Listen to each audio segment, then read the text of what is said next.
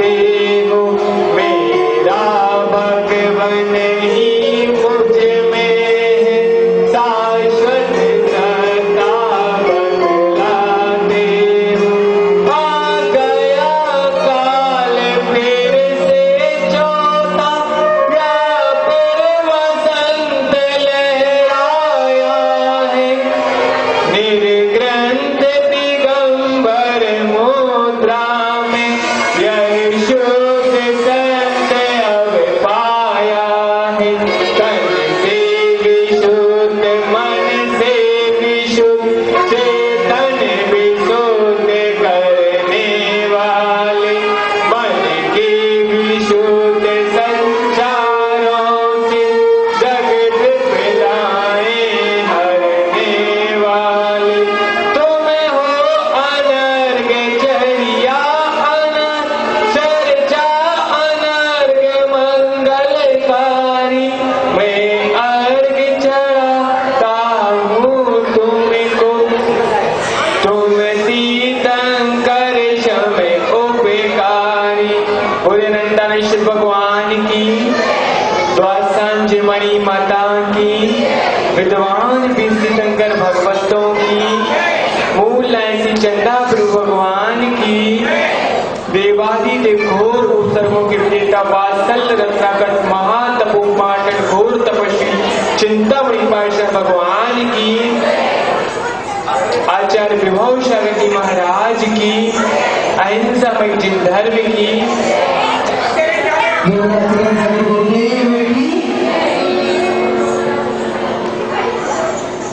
तो जाए सभी लोग जाप बोले, मौनम, बोलो मौनम धारयामि स्वाहा, मौनम धारयामि स्वाहा। हे महाराज जी, जब तक हम आपके प्रवचन सुनेंगे तब तक आपस में बात न करेंगे और न सुनेंगे, ये हमारी शपथ होगी।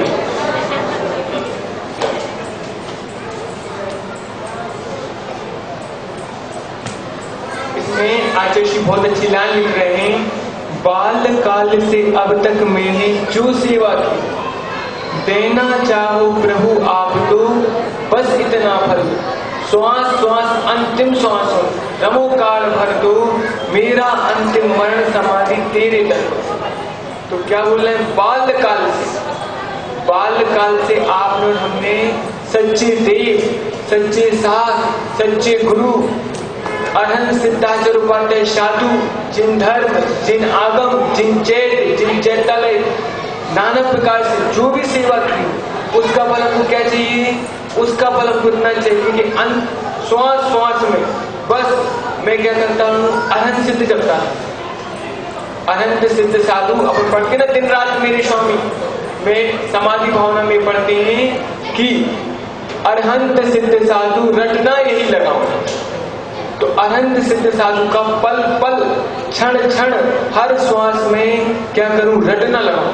जब सांस लूं नमो हरिहंताण, सांस छोड़ू नमो सिद्धाण, फिर सांस ली नमो हरिहंताण, फिर सांस छोड़ी नमो सिद्धाण।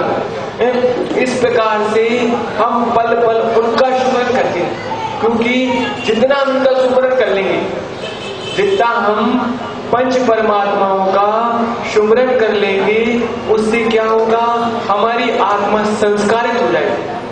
उस संस्कार से हमारी आत्मा जब संस्कारित हो जाएगी तो अंतिम समय भी हम नमो हरिहंताणम और नमो सिद्धांत का सुमरन कर लेंगे, हम उन पंच परमात्माओं का सुमरन कर लेंगे।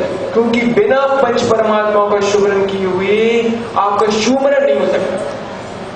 अधिकांश जितने भी जीवन का सुमरण हुआ है तो उनने पंच परमात्मा का सुमरण किया, तब जाकर उनको सुमरण हुआ।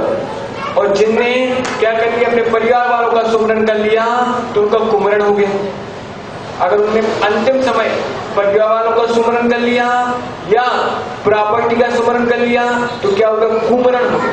तो भैया हमें तो पंच परमात्मा का सुमरण करना है, अपने आत्म तत्व का सुमरण करना है और फिर अपने प्राणों को त्यागना है। तो आज यहाँ जो बाल संस्कार कृष्ण मंच का प्रोग्राम आयोजित हुआ, तो आज तो बहुत जनता आ गई इनाम पाने के लिए भैया। आज तो हमने ऐसे ऐसे मुखड़े देखे, नए नए दिव्यात्माओं के दर्शन हो गए। आज इतनी दिव्यात्माओं के दर्शन हुए आज जो बहुत दिन से हुए नहीं थे। तो सब लोग यहाँ बख्शीश पाने के लिए, कई लोग बख्शीश पाने के लिए, और यहाँ पे आहार की व्यवस्था भी निःशुल्क थी, रहना फ्री, आहार भी फ्री है, बख्शीश भी फ्री, उसको पाने के लिए आ गए।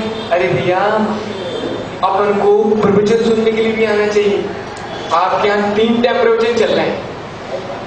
कितने टाइम प्रवचन चल रहे हैं? 3 टाइम प्रवचन चल रहे हैं, फिर भी जन सैलाब क्या है, कम आता है। दोपहर में पता चला प्रवचन में कितने लोग आते हैं, तो मुश्किल से 5, 6, 7, 8, 9। शाम को कितने आते हैं? 10, 12, 15। सुबह कितने होते? 20, 25 बस।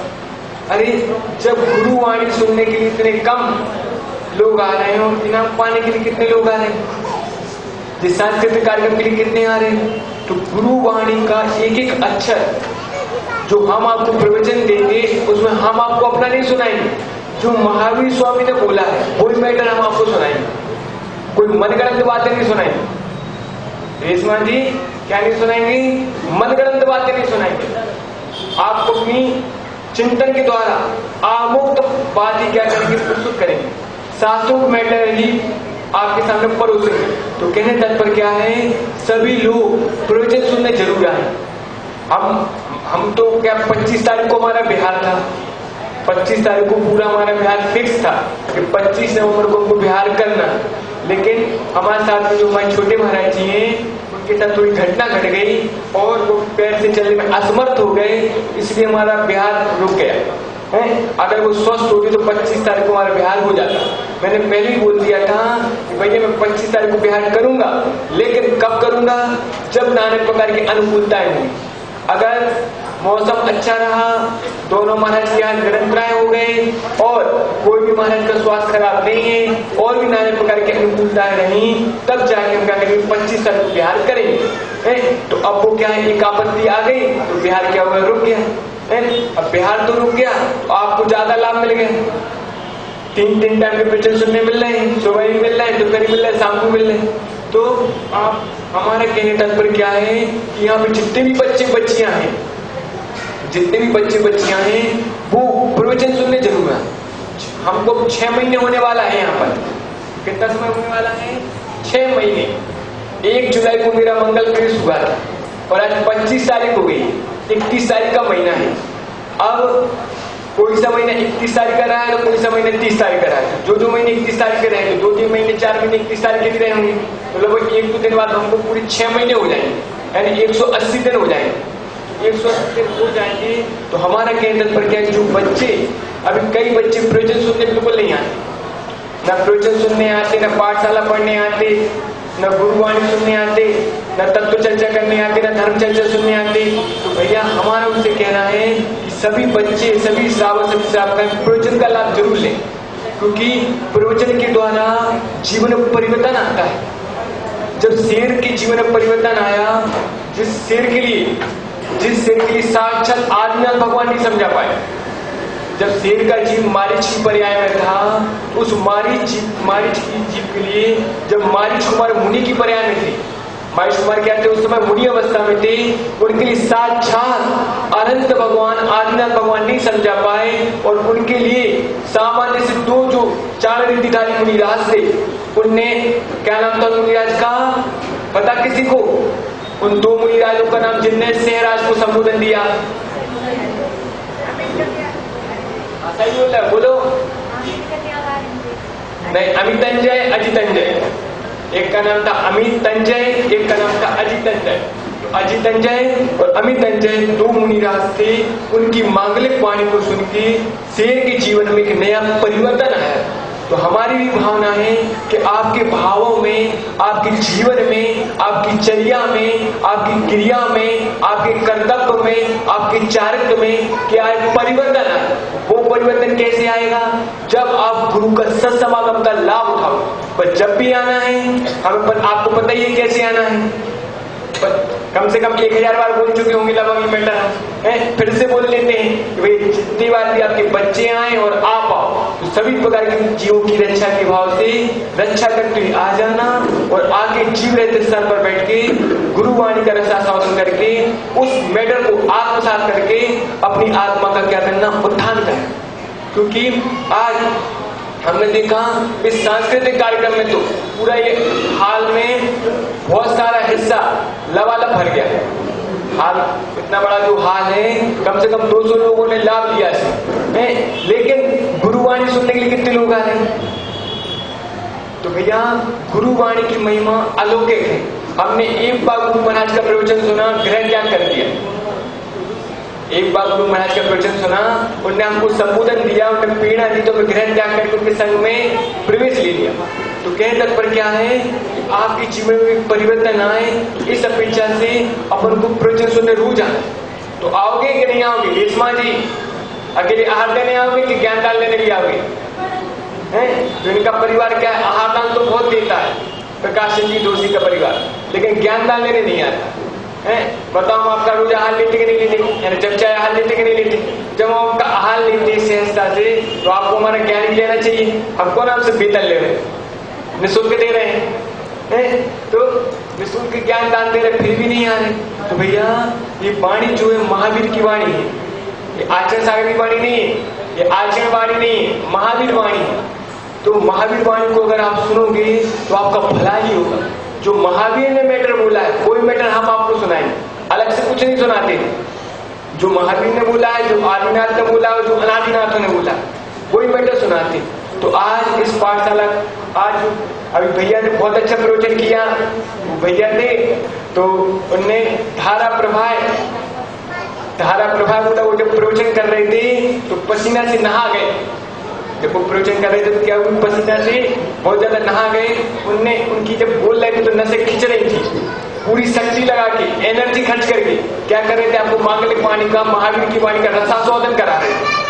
तो अब जिसने जितना कर लिया हो, वो करने के बाद आत्मसात और कर ली तो और अच्छी बात है। तो जो ने अच्छी वाक्यांश बोले उसको आत्मसात जरूर करना। तो भैया ने इतना अच्छा उद्बोधन दिया। फिर दूसरे भैया जी थे, उनकी एक विशेषता थी, जो हर श्रावक से बोल रहे थे बच्चे से 3 बार भारती से नमोस्तु बोलो। तो 3 बार उसे क्या करवा रहे थे, विनय रूपी अंतरंग तपस्या करवा रहे थे। क्योंकि नमन करना क्या है, अंतरंग तप। विनय क्या कहलाता है, विनय करना अंतरंग तपस्या। अगर अपन ने सच्चे देव को या सच्चे सास को या सच्चे गुरु को या सच्चे नव देवताओं को भावपूर्वक, आस्थापूर्वक, श्रद्धापूर्वक आत्मा के असंख्य विदेशों के द्वारा केवल प्रतिक्षेप प्रमाण भाव जीव रहते स्थान पर गवासन से अष्टांग को नमस्कार कर दिया, तो क्या हो गया, अपना विनय रूपी अंतिम तपस्या बन गई।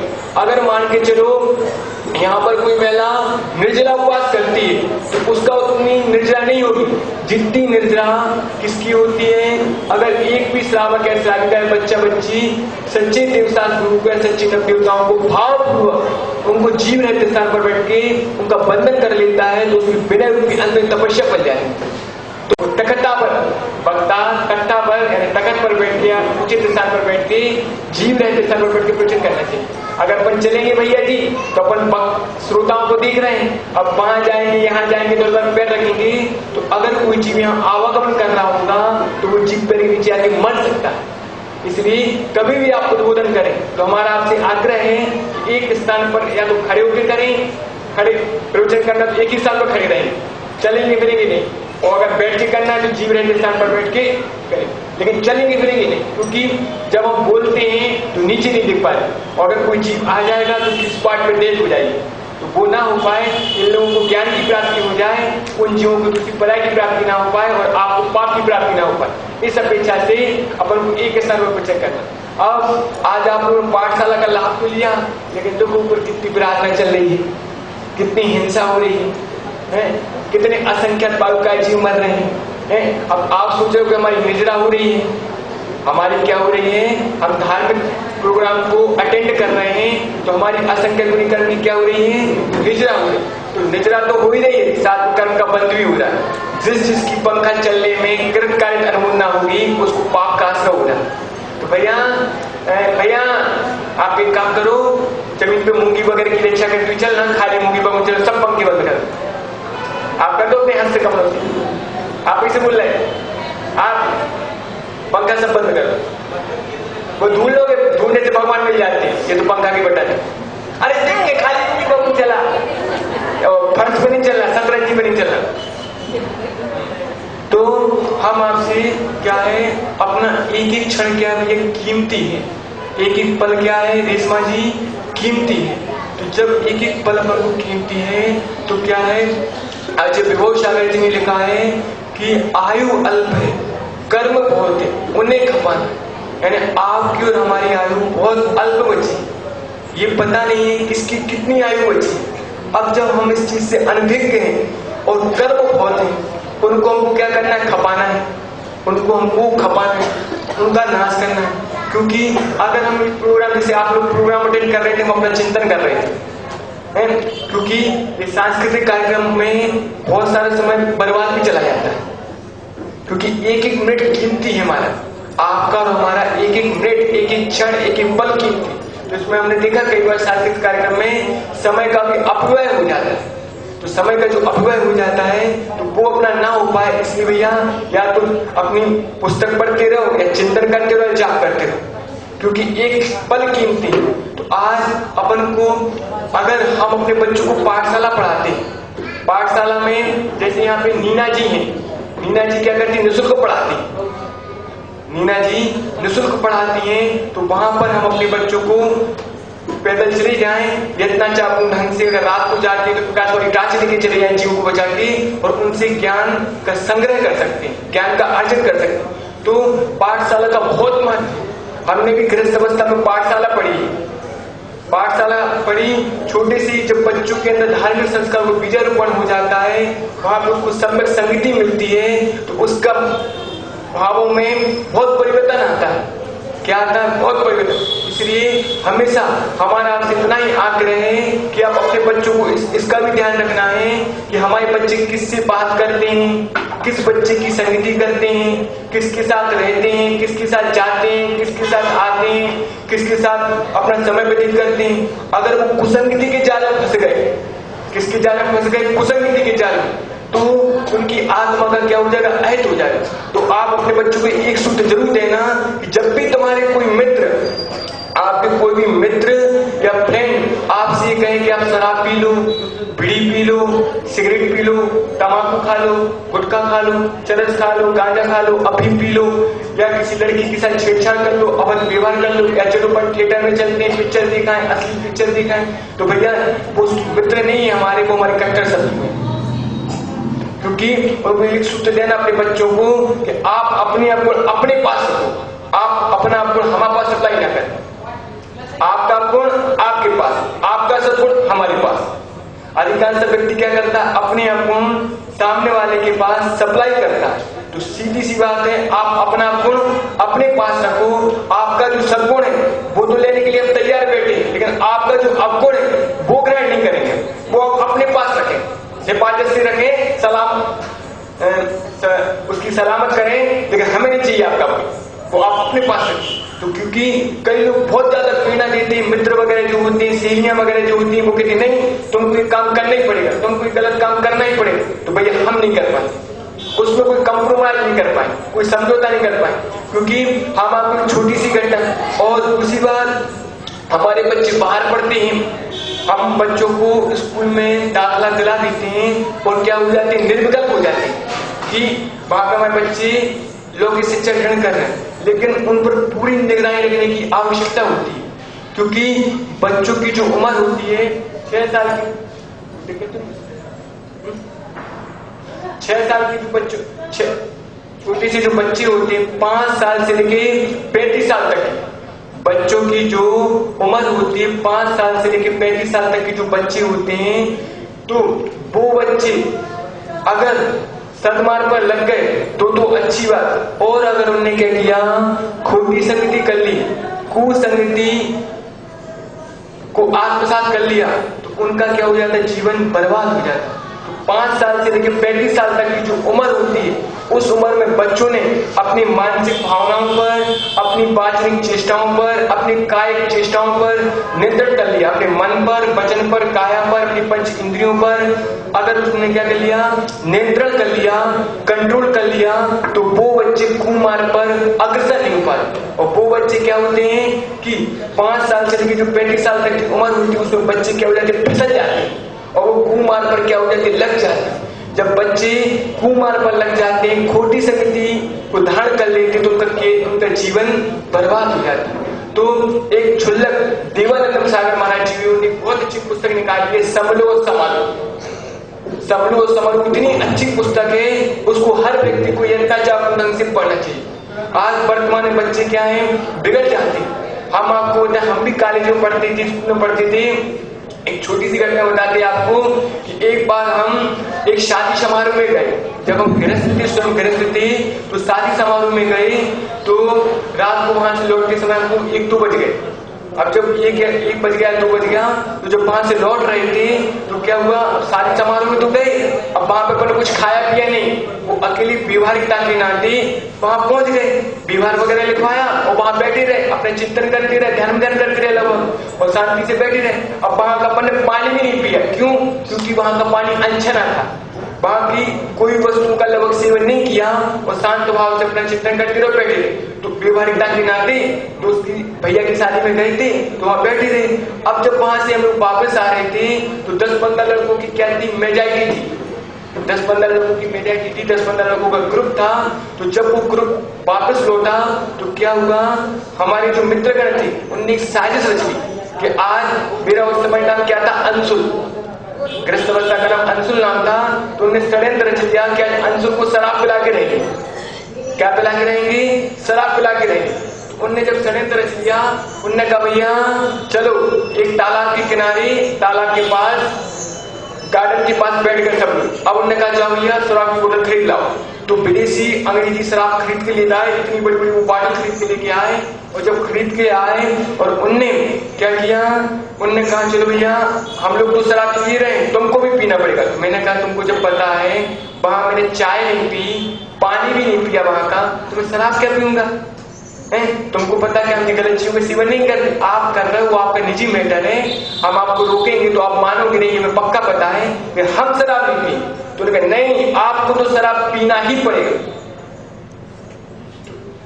आपको तो क्या है, शराब पीना ही पड़ेगा। तो मैंने कहा भैया मैं तो शराब नहीं पीऊंगा। उन्होंने कहा नहीं पीना ही पड़ेगा। तो मैंने नहीं पीऊंगा। तो उन्होंने कहा चलो एक काम करो, अपन वो 10-15 लड़के थे, तो उन्होंने क्या किया, चलो एक काम करो, उसके हाथ पकड़ लो, पैर पकड़ लो, गला पकड़ लो, सीना पकड़ लो, मुख को खोलो और इसके मुख में बॉटल लगा देंगे। तो मैंने कहा भैया ऐसी कुचेष्टा नहीं करना, ऐसी कुचेष्टा नहीं करना, पहले आप हमारी बात सुन लो।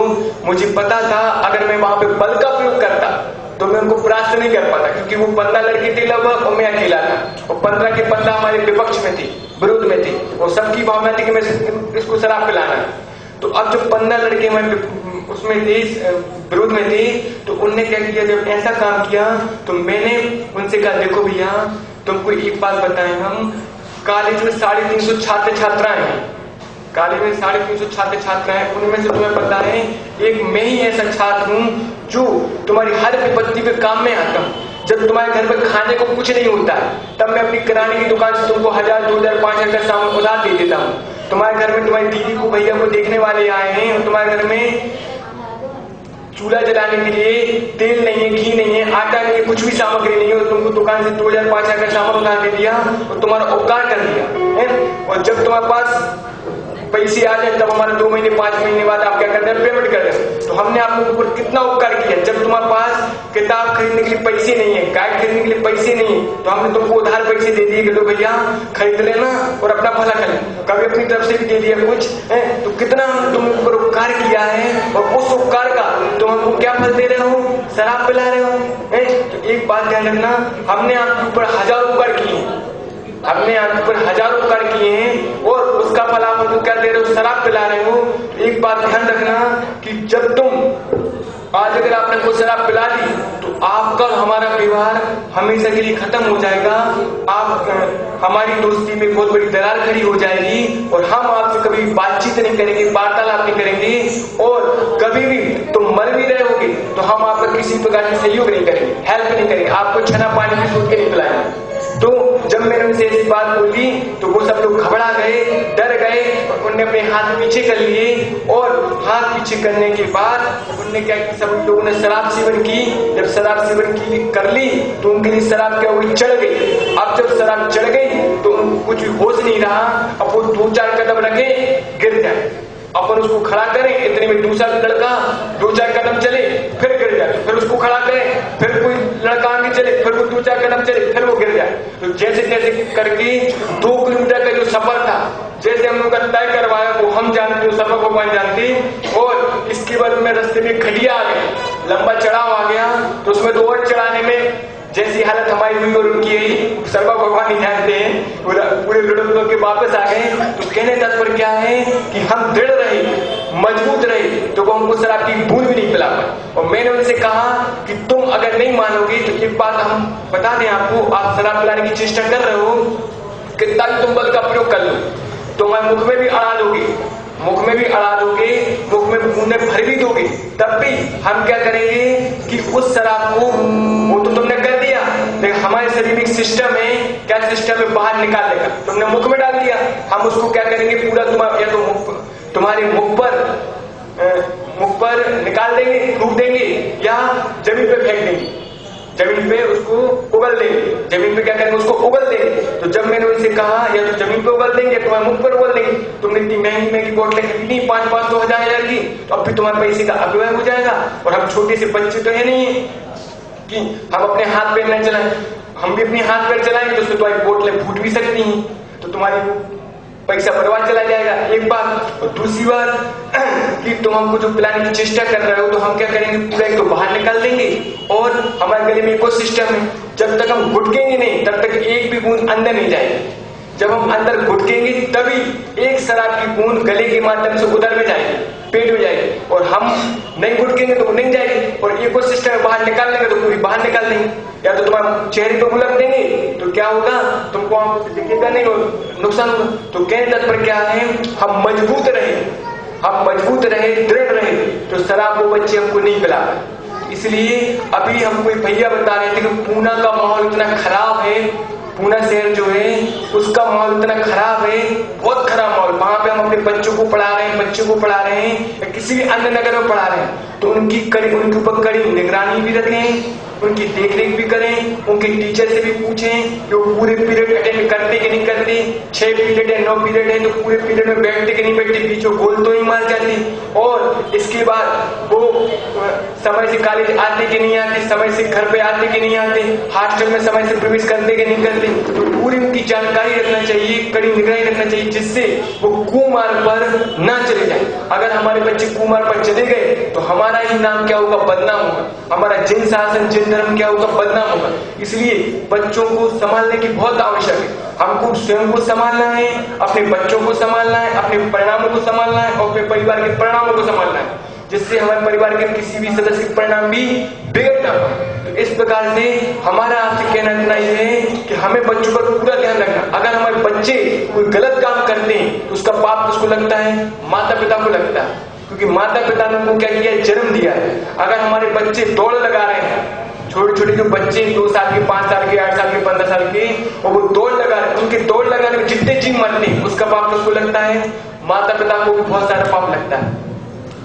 हमारे बच्चे क्रिकेट खेल रहे हैं, दौड़ लगाने वाले जितने भी खेल खेल रहे हैं, उसमें जितने भी जीव मर रहे हैं दौड़ लगाने, उसका बहुत सारा पाप उसको लगता है, माता पिता को लगता है, और जिसकी उस कृतकारी अनमुना रहती उनको लगता है। इसलिए उनसे कहो भैया आप बैठने वाले कोई खेल खेल लो, बैठने वाली जैन धर्म की सांप सीढ़ी आती है, जैन धर्म की सांप सीढ़ी आती है, तो जीव रहित स्थान पे उच्च स्थान को सांप सीढ़ी रख लो, क्योंकि सांप सीढ़ी भी जिनवानी है, और उसको खेलते रहो, तो उससे आपका धार्मिक आयोजन, आपकी कर्म निजरा भी हो जाएगी, समय का सदुपयोग भी हो जाएगा और आपका मन भी बहल जाएगा। इस प्रकार से हमारा आपसे कहने का तात्पर्य इतना ही है कि हमें अपने बच्चों को संस्कारवान बनाना। आज भैया ने, अच्छे भैया ने इतनी मेहनत की, अच्छे भैया ने इतनी मेहनत की है इस कार्यक्रम को नियोजन करने में, उनने अपनी जी जान लगा दी, बस उनकी एक ही कमी हमको महसूस लगी, उन्हें काम तो बहुत अच्छा किया, बस थोड़ी सी एक कमी है भैया जी की, वो देख के नहीं चलते।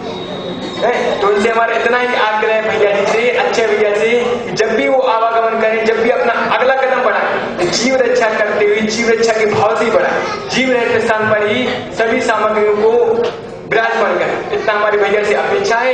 और भैया के द्वारा जिन हमारे अच्छे भैया हैं, और दो हमारे आए थे, कौन, दो विद्वान भैया आए थे सांगली से, वो दो विद्वान भैया और एक हमारे संगीतकार थी उनकी टीम, तो इनके द्वारा क्या है, जिन धर्म की क्या हुई प्रभावना हुई है, जिन शासन की क्या हुई प्रभावना हुई। और मेरी भावना है कि संगीतकार जी के माध्यम से, भैया के माध्यम से ऐसे ही जिन शासन की, जिन धर्म की प्रभावना होती रहे, बस वो परिपूर्ण अहिंसात्मक ढंग से हो, किस ढंग से, परिपूर्ण अहिंसात्मक ढंग से हो।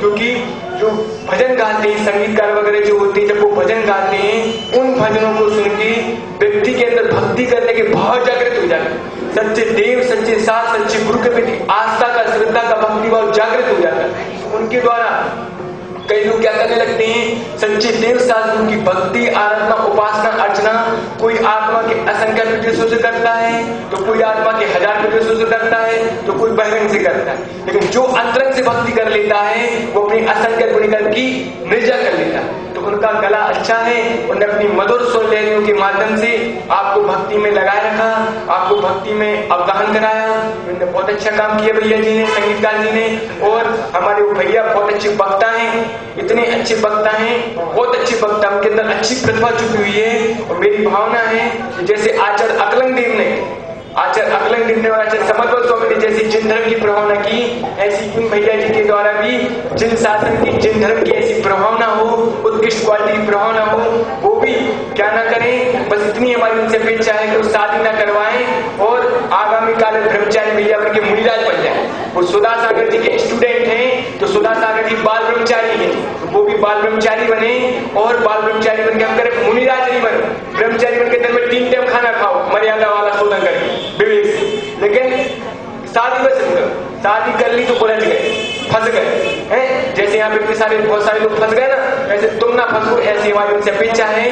तो इसमें इस कार्यक्रम में जिन जिनका योगदान रहा, कई लोगों ने इनाम भी अपनी तरफ से भेंट की, बख्शीश वगैरह दी। तो जिन जिन के लिए जैन धर्म की पुस्तक मिली है, उसमें कई लोगों को जैन धर्म की पुस्तक मिली है, उसकी पूर्ण विनय करना। जैन धर्म की जिनके लिए पुस्तक मिली है, तो वो क्या है, जिनवाणी माँ है। अगर आपको जिनवाणी माँ मिली है, जैन धर्म की कोई पुस्तक मिली है, ग्रंथ मिला है, किताब मिली है, तो उसका कैसे करना, विवेक से उपयोग करना। क्योंकि बाहर से कई लोग आए हैं, बस उसका उपयोग कैसे करना, जब भी आप उसको 2 पृष्ठ आपने पढ़ लिए, 2 पृष्ठ आपने क्या कर लिए, ये पढ़ लिए हैं, अब आपको पेज पलटाना है, देख लो यहाँ पे कोई जीव तो नहीं है, किनारे में कोई जीव तो नहीं है, फिर पृष्ठ को क्या कर लें, पलटा लें। और इसके बाद जब भी जिनवाणी को रखना है, उच्च स्थान पे ही रखें एवं जीव रहते स्थान पे ही रखें। एक बार कभी जंगा पर ना रखें, जिनवाणी माँ को जंगा पर न रखें। और जब भी अपन चल रहे हैं, तो ऐसा नहीं, जब भी अपन चलते हैं, पदयात्रा करते हैं, तो जिनवाणी माँ को हृदय कमल से लगा के चलना चाहिए, ऐसा नहीं लटका के चल रहे हैं। अभी कई लोग, जितने लोगों को इनाम मिली ना, तो वो ऐसे लटका के चल रहे, तो ऐसा लैट्रिन का लोटा लेके चलते हैं व्यक्ति। लैट्रिन का जो लोटा होता है, जब लैट्रिन करने की जाती है महिला और पुरुष गाँव वगैरह में, लोटा लेके चलते हैं। तो हम जिनवाणी माँ को लेके चल रहे हैं। मेरी ऐसी धारणा है, मेरा ऐसा मानना है कि जो जिनवाणी माँ को अपने हृदय कमल से लगा के चलता है, उसको कभी हाथ देकर दौरा नहीं कर सकता। और इसके बाद जहां पे भी आप जिनवाणी माँ को विराजमान करें, तो क्या करना, उसको वहां पर अगर पति पत्नी रात की विश्राम करते हैं, तो गाय के साथ रहें, ब्रह्मचर्य के साथ रहें। और जिनवाणी माँ मान के जो यहाँ विराजमान है, यहाँ विराजमान है अलमारी वगैरह में, कपाट वगैरह में, तो उसको पैर करके ना सोए, उस तरह सिर कर लें और पैर कर लें अन्य दिशा, जिनवाणी की तरफ पैर करके कभी भी सोना नहीं। और कभी भी जिनवाणी माँ के दर्शन, कोई भी माताएं एमसी से हो जाती है, तो उस समय उसके दर्शन भी नहीं करना और उसका स्पर्श नहीं करना। अगर अपने घर में रमुकाल मंत्र भी रहता है, कहीं दीवार पर रमुकाल मंत्र लिखा है, रीम लिखा है, यंत्र वगैरह, ऋषि मंडल का यंत्र है, गर्दन का यंत्र बना हुआ है, कागज वगैरह पर या किसी पे भी, तो उसके उस समय दर्शन नहीं करना चाहिए। अपन दर्शन करते हैं तो अपन पर बहुत बड़ा प्रभाव भी पड़ता है, बहुत ज्यादा पाप का आश्रय भी होता है, और जिनवाणी माँ की बहुत ज्यादा अवमानना भी, क्योंकि एमसी की अवस्था में महिलाएं बहुत अशुद्ध अवस्था में होती हैं। ऐसा आगम में आया है इस प्रकार से अभी और कोई भी जिनवाणी माँ को जूता चप्पल मोजा पहन के स्पर्श नहीं करना। अभी भैया बता रहे थे कि आपको नमोकार मंत्र का भी हमने कुछ भेंट किया है, तो नमोकार मंत्र भी चांदी में नमोकार मंत्र लिखा हुआ है, तो उस नमोकार मंत्र को भी, नमोकार मंत्र में भी जैसे हमको जिनवाणी की विनय करना है, भैया बाजे नहीं बजाना, तो जैसे हमने आपको बताया जिनवाणी की विनय करना है, वैसा ही आप किसकी विनय करना, नमोकार महामंत्र की विनय करना, क्योंकि नमोकार मंत्र से बड़ा मंत्र ना कोई था, ना है और ना होगा। इससे 84 लाख मंत्रों की उत्पत्ति हुई है। हम रोजमर्रा में नमोकार मंत्र पढ़ते हैं तो उसका उतना मूल्यांकन नहीं कर पाते हैं, उस नमोकार मंत्र को उतना महत्व नहीं दे पाते हैं, लेकिन नमोकार मंत्र इतना सर्वशक्तिमान मंत्र है, इतना प्रभावशाली मंत्र, इतना प्रभावकारी मंत्र, इतना पावरफुल मंत्र है कि उस मंत्र के सामने हर मंत्र क्या हो जाते, परास्त हो जाते। नमोकार मंत्र का दूसरा नाम क्या है, अपराजित मंत्र। दूसरा नाम क्या है, इस मंत्र को कोई भी मंत्र परास्त नहीं कर सकता। अगर आप ऊपर किसी ने तंत्र मंत्र कर दिया है, टोटका कर दिया है, उच्चारण कर दिया, समूह विद्या कर दी, किसी प्रकार से आपको खोटे मंत्र पढ़ के आपका अहद करने की किसी ने चेष्टा की है, तो आप नमोकार मंत्र का भावपूर्वक आस्थापूर्वक आत्मा के असंख्य प्रदेशों से स्मरण करके सुमरन कर लोगे, तो आप पर कोई भी खोटी विद्या लागू नहीं होगी, हावी नहीं होगी। इसलिए नमोकार मंत्र पर अकाट विश्वास रखना। जैसा विश्वास अंजन चूर का था नमोकार मंत्र पर, वैसा विश्वास अगर आपका हो जाएगा तो आप पर कभी भी जीवन में विपत्ति आएगी, आपत्ति आएगी, संकट आएगा, तो हर संकट का निवारण हो जाएगा। तो वो नमोकार मंत्र जो चांदी का मिला है वो एक तरह से यंत्र हो गया। क्या हो गया भैया, वो यंत्र हो गया, चांदी का यंत्र, चांदी पे लिखा है तो यंत्र हो गया। तो उसका विवेक से रखना, उच्च स्थान पर विराजमान करना, और नमोकार मंत्र हो या जिनवाणी माँ हो, उसको चप्पल जूती मोजा पहन के कभी भी स्पर्श नहीं कर। अब आपका बहुत समय हो रहा है, भैया को 3 बजे खाली करना था। बोले जिनवाणी माता की।